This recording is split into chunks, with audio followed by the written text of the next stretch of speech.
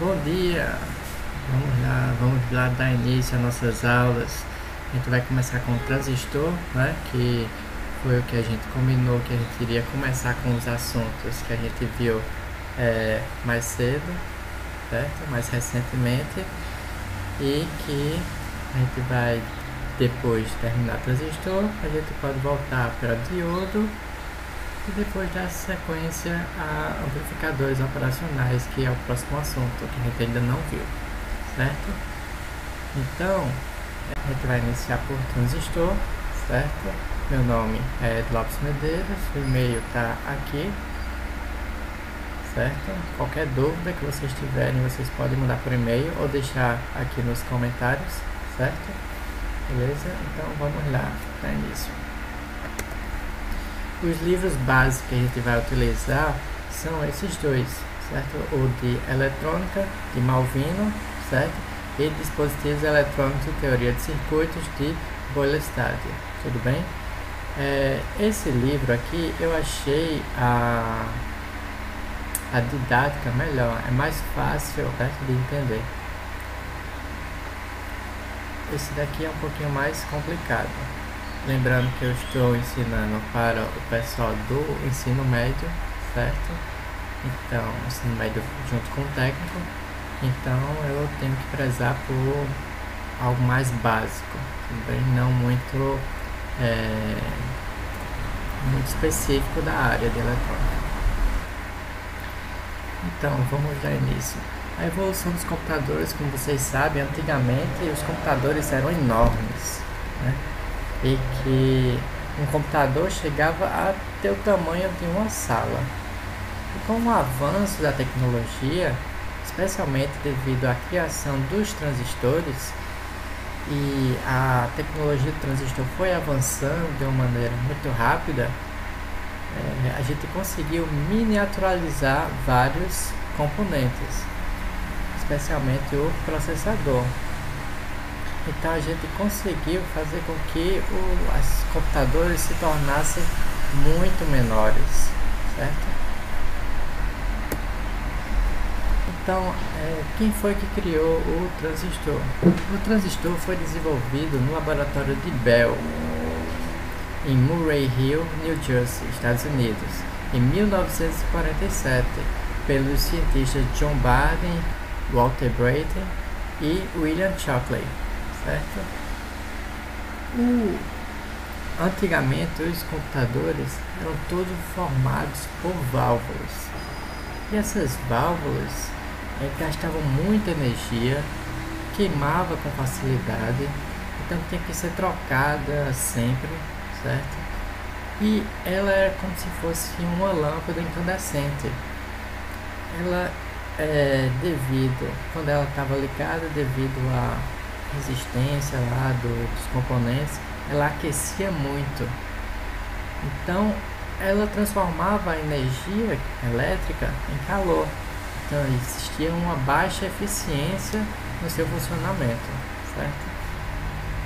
E isso fez com que quando fosse inventado o transistor, a gente conseguiu reduzir o gasto energético muito grande e fazer com que o transistor fosse miniaturizado, que era algo muito difícil de acontecer com as válvulas.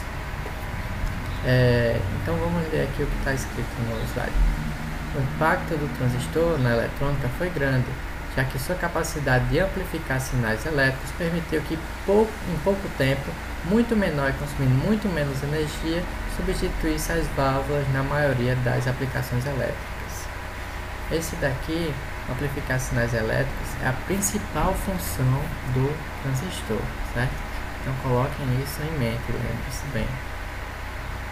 Aqui está um dos primeiros transistores fabricados, certo? Ele ainda era grande. Só que com o avanço da tecnologia a gente conseguiu fazer com que ele se tornasse muito menor. Como é que a gente pode utilizar esses transistores? A gente pode utilizar esses transistores como chave eletrônica, a gente pode utilizar eles como amplificadores, certo? a gente pode utilizar ele como osciladores. O que são osciladores? Osciladores é quando a gente tem uma corrente contínua, certo? E a gente quer transformar em uma corrente alternada ou em alguma outra forma de onda. Tudo bem? Na eletrônica digital, ou seja, para criar circuitos integrados que fazem com que a gente possa encontrar as funções lógicas, certo? Que a gente vai ver em eletrônica digital, beleza? Mais na frente, que é o próximo semestre. A gente encontra nos computadores, basicamente onde tem um processador vai ter o transistor, porque o processador nada mais é do que uma composição de muitos transistores, certo? Os celulares, porque também tem os transistores, certo? E aqui tem algumas imagens de alguns transistores. Existem transistores de vários tipos de formato e tamanho, certo? Só uma curiosidade, como eu falei, os processadores têm é tudo composto por transistores, certo? E para vocês verem o avanço da tecnologia e com a miniaturização desses componentes, olha só, o primeiro processador inventado foi em 1971, foi o Intel 4004, certo? Ele possuía 2.300 transistores. Nesse componentezinho aqui, a gente tinha 2.300 transistores. Isso aqui é do tamanho daqueles CIs que a gente vê no laboratório, certo? Desse tamanho aqui. E com o avanço da tecnologia, a gente conseguiu fazer com que os transistores se tornassem menores, certo? Então, em 2000, no Intel Pentium 4, a gente já tinha 35 milhões de transistores. E em 2016, esse Core i7 aqui possui 4,7 bilhões de transistores. Para vocês verem que com o avanço da tecnologia, a gente conseguiu fazer com que os transistores fossem cada vez menores e coubessem em espaços cada vez menores também. Chegando a um ponto que a gente pode fazer com que a gente trabalhar com transistores da ordem de 14 nanômetros, certo? Então isso é muito pequeno. Vai focar nosso estudo nos transistores TBJ, que são os transistores bipolares de junção, certo? O termo transistor é a contração de duas palavras em inglês, transfer resistor, que é resistor de transferência. Então o transistor vai funcionar como se fosse um resistor variável, que a gente vai poder controlar essa resistência a partir da corrente que a gente impõe na base, certo? O transistor é composto por três regiões. Essas três regiões são chamadas de base, emissor e coletor. Essas regiões são dopadas de diferentes formas, ou do tipo N ou do tipo P, certo? Então a gente vai ter dois tipos de transistores basicamente, o NPN ou o PNP. O NPN, o emissor e o coletor são dopados do tipo N e a base dopada do tipo P. No PNP, o emissor e o coletor são dopados do tipo P e a base dopada do tipo N, certo? Vocês lembram muito bem lá de diodos que a gente viu sobre essas polarizações N e P, não é? Então, basicamente, o diodo é composto por uma região N, outra P. Então, a gente vai ter como se fosse uma junção de diodo aqui e outra junção de diodo aqui, certo? Aqui está o símbolo do transistor NPN e aqui está o símbolo do transistor PNP. A diferença é essa setinha aqui. Essa setinha sempre vai estar no emissor, porém no NPN essa setinha vai estar apontando para fora, certo? E no PNP a setinha vai estar apontando para dentro, tudo bem? Em direção à base. Como eu falei, o transistor é dividido em 3 regiões: o emissor, a base e o coletor. E essas regiões são diferentes, têm composições, têm características diferentes, certo? A base é a mais estreita e a menos dopada, ou seja, a base é muito menor do que as outras regiões, tudo bem? E ela é pouco dopada, o que quer dizer isso? Que tem pouca impureza dentro dela. O emissor é a região mais dopada, ou seja, que tem maior impurezas e tem o tamanho de uma região intermediária, nem menor que a base, nem maior do que a do coletor, certo? Está numa posição intermediária aí. Porém, o coletor é a região mais extensa, mas, contudo, ele não é muito dopado como o emissor. O comportamento básico dos transistores e circuitos eletrônicos é fazer o controle da passagem da corrente entre o emissor e o coletor através da base. Ou seja, o transistor vai controlar a passagem de corrente do coletor para o emissor através da corrente de base, certo? Para isso, é necessário polarizar corretamente as junções do transistor, certo? Aqui está alguns transistores, informando o tamanho deles para vocês terem uma ideia do tamanho, certo? Aqui está o transistor, certo? E para polarizar ele adequadamente, ou seja, para deixar com que ele funcione na região ativa, que é justamente essa região que a gente vai conseguir controlar a corrente que está passando do coletor para o emissor através da corrente de base, certo? A gente precisa polarizar diretamente a região do emissor para a base e inversamente a região da base para o coletor. Lembrando que quando a gente junta duas regiões diferentes, a gente vai ter a criação da região de cargas descobertas, ou seja, a zona de depressão. Lembrando que quando a gente coloca duas regiões diferentes, vai começar a ter uma passagem dos portadores de cargas. Os elétrons vão começar a passar para o outro lado para ocupar as lacunas da região P, até chegar em um ponto que vai gerar, já que os elétrons estão vindo para esse lado, aqui vai criar uma zona negativa, certo?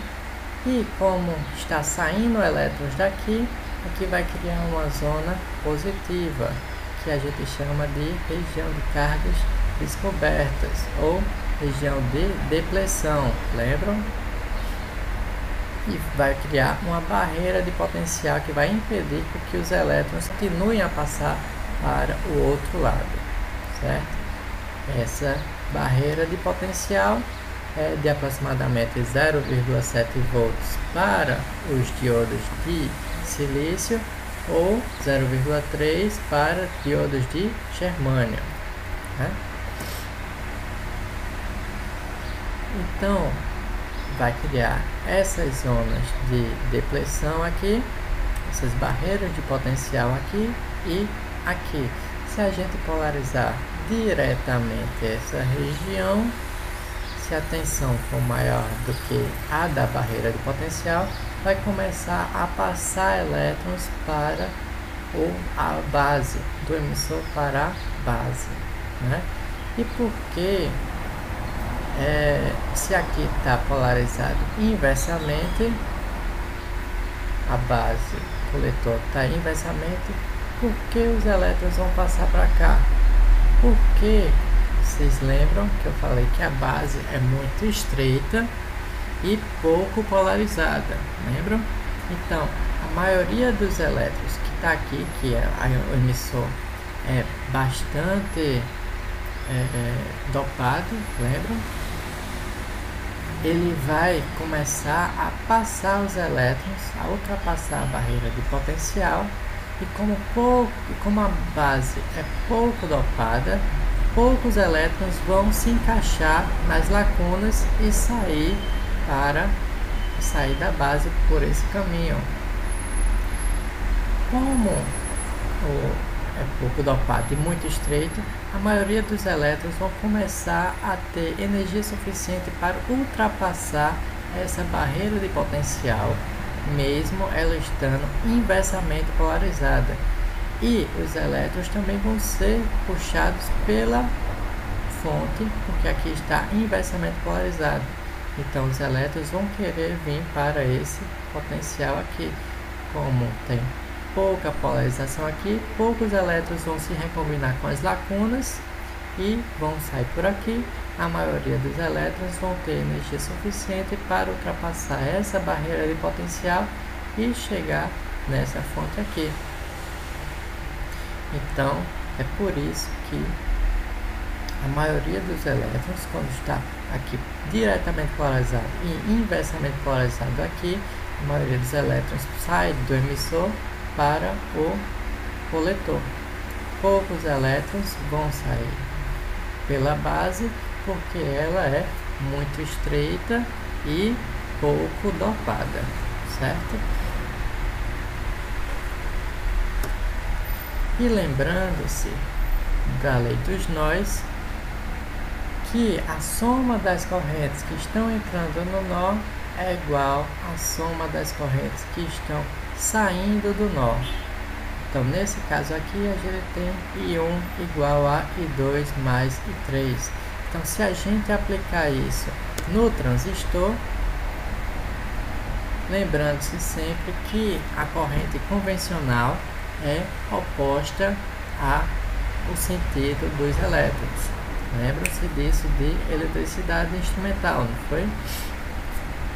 Então, nesse caso aqui, a gente vai ter a corrente IC entrando no transistor, a corrente IB também entrando no transistor, e a corrente IE, que é a corrente de emissor, está saindo do transistor.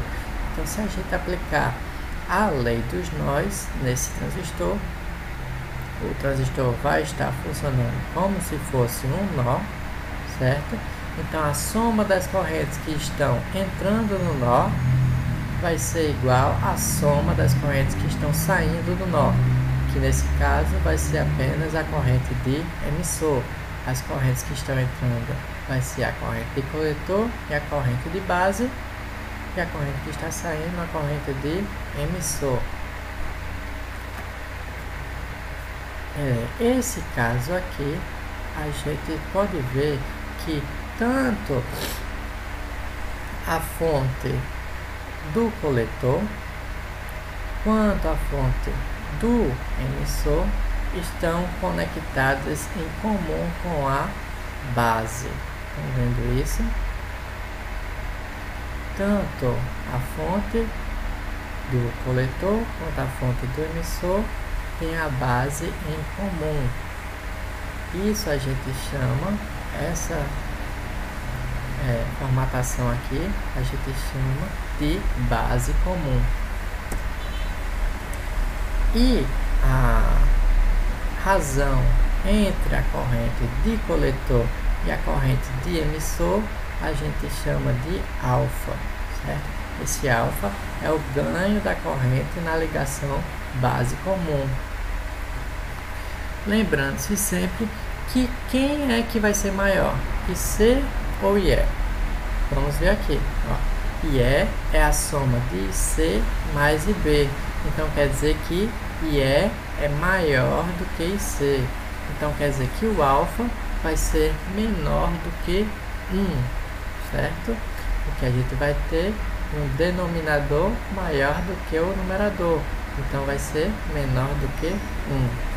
Mas essa razão aqui geralmente vai ser próxima de 1. Por quê?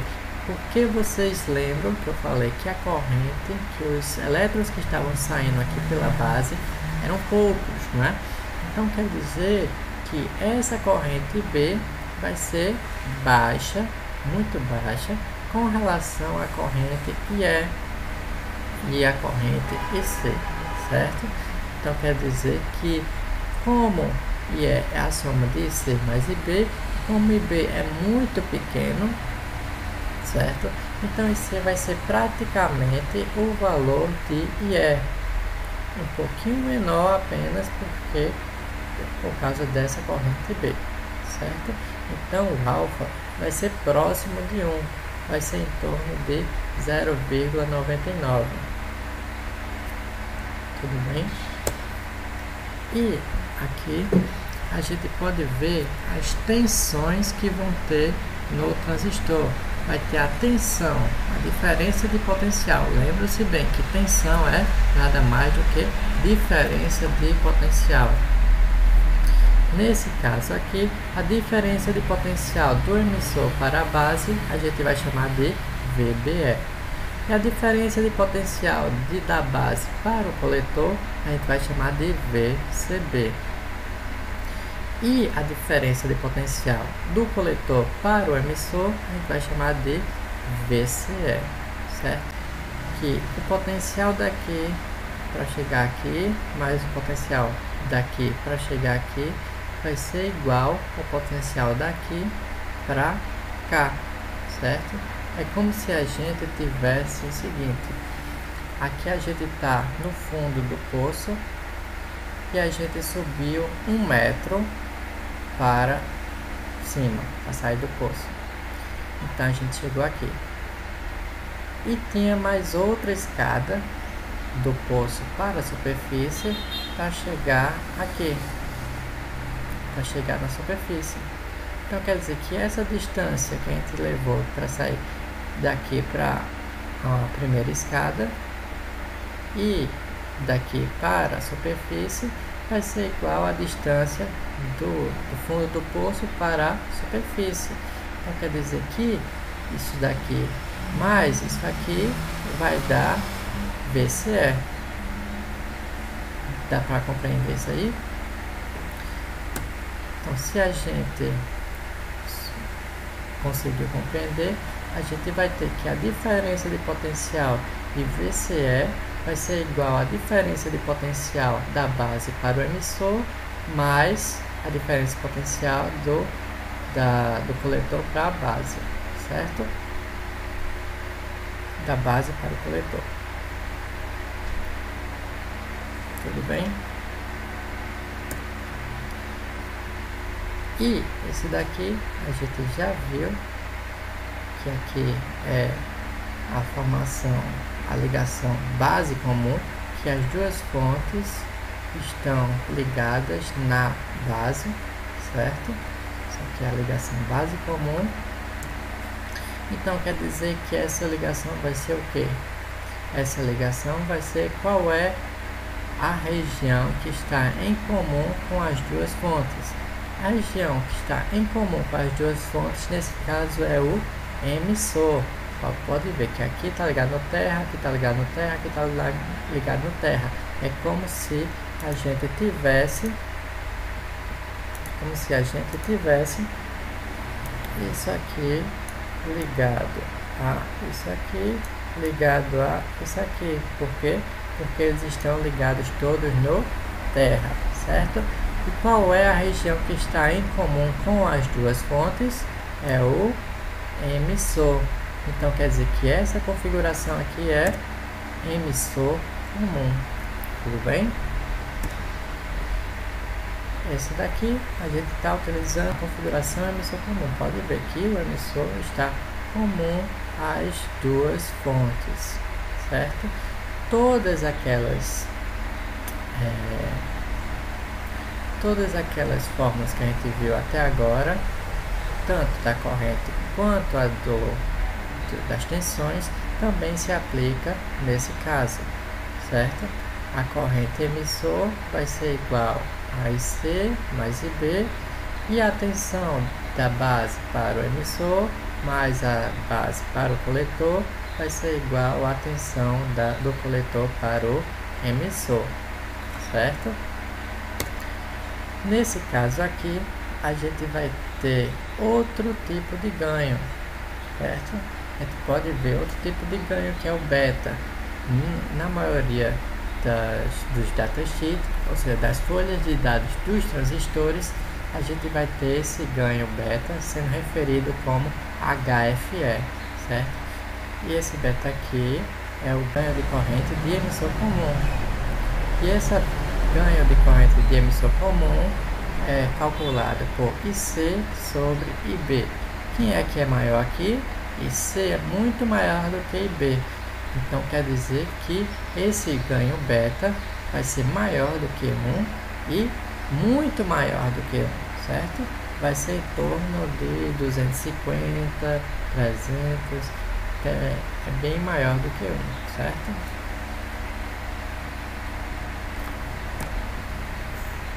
E como a gente tem IE igual a IC mais IB, e a gente tem que o alfa é IC sobre E e o beta IC sobre B, a gente tem como, com essas três equações, essas três expressões, a gente tem como determinar o alfa a partir do beta ou o beta a partir do alfa, certo?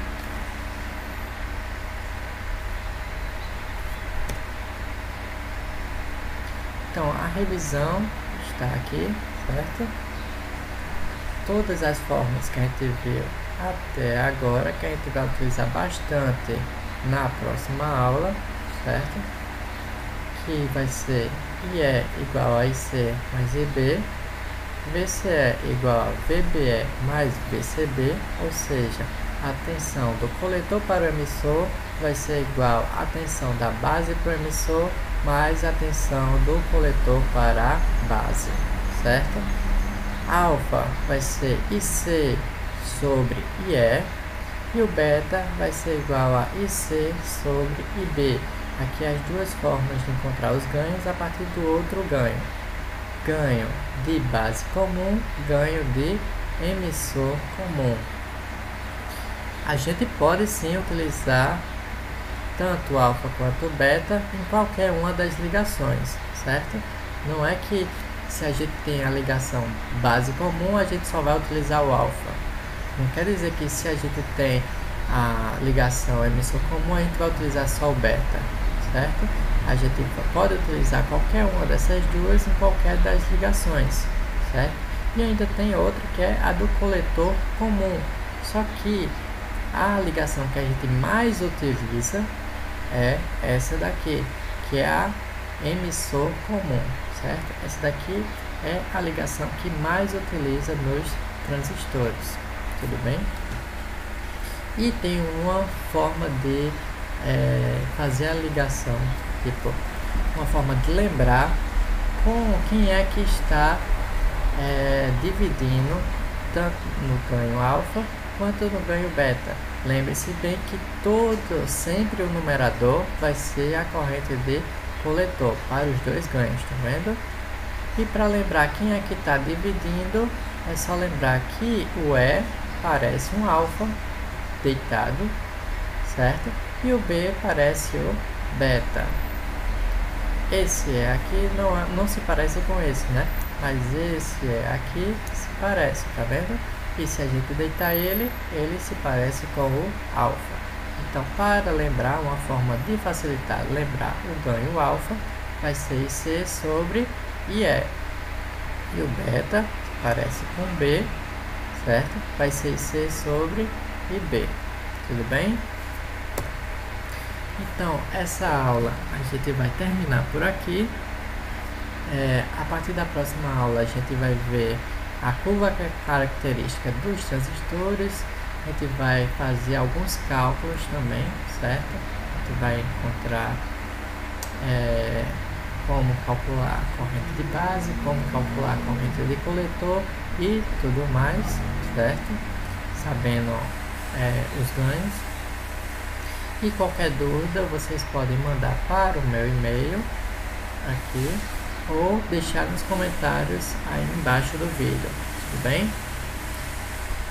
Até mais, galera, até a próxima aula.